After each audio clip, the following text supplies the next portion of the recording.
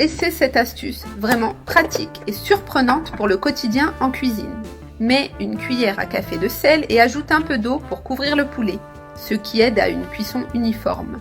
J'utilise un récipient adapté au micro-ondes qui peut aller directement dans l'appareil. Maintenant, je le mets au micro-ondes pendant 5 minutes à pleine puissance pour une cuisson rapide. Pendant ce temps, dans un autre bol, je vais ajouter 200 ml de lait frais. J'ajoute également 2 œufs entiers et je mélange bien pour tout intégrer. Maintenant, j'ajoute une cuillère à café de sel, une demi-cuillère à café de poivre et une cuillère à café d'origan pour donner du goût. Je mélange doucement, juste pour que tout soit bien incorporé dans le lait.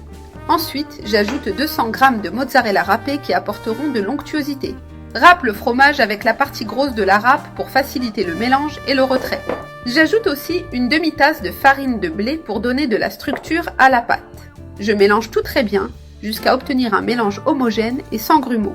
Maintenant, j'ajoute une cuillère à soupe de levure chimique. Je mélange doucement, juste pour incorporer la levure sans trop battre. Je mélange jusqu'à ce que tout soit uniforme et je laisse reposer un moment.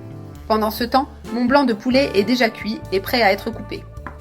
Maintenant, je vais le couper en morceaux moyens, idéaux pour la tarte. J'égoutte bien l'eau de cuisson pour éviter d'humidifier excessivement le mélange. Je coupe d'abord le blanc dans le sens de la longueur pour faciliter le travail. Tu peux couper à la taille que tu préfères, selon ton goût. Le poulet est très savoureux ainsi, bien cuit et tendre. Maintenant, j'ajoute le poulet dans le mélange que nous avons déjà préparé. Je mélange doucement pour bien intégrer les morceaux de poulet dans la pâte. Ensuite, je verse ce mélange dans un plat de cuisson moyen. Je l'ai déjà graissé avec un peu d'huile pour éviter que la tarte n'attache. Cela aide à la démouler facilement et à obtenir un résultat parfait. Maintenant, j'étale bien le mélange dans tout le plat en nivelant la surface.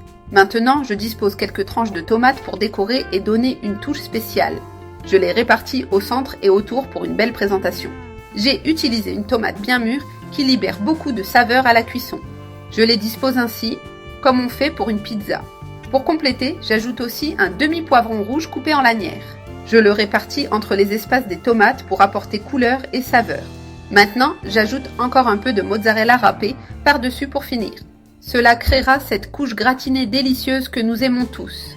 Le fromage va fondre et dorer, rendant la tarte très appétissante. Mets une bonne quantité pour t'assurer qu'elle reste bien juteuse. Maintenant, je mets au four préchauffé à 180 degrés pendant environ 1 heure. Et ma tarte est prête, bien dorée et avec un parfum incroyable. Maintenant, je coupe une portion et je sers tant qu'elle est encore chaude. Le fromage gratiné sur le dessus est parfait, bien doré et très appétissant.